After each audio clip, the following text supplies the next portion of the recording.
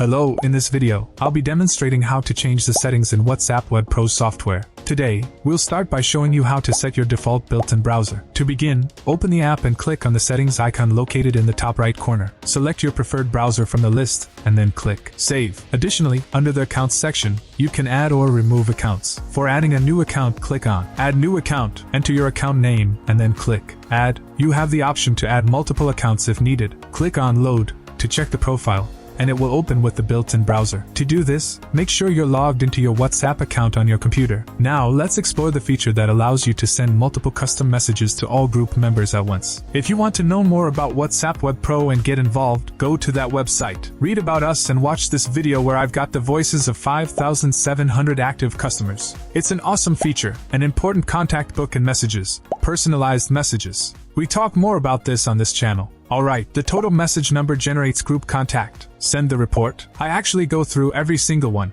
and it's all for a low fee. The basic plan is $9.99 for 7 days, and $49.99 for a one-time lifetime fee. That's a full license. Guys, get involved right now with the link. Thank you so much. Would you kindly do me a massive favor? Please hit the like button, subscribe to our channel, and click the bell icon for notifications. I'll see you next time.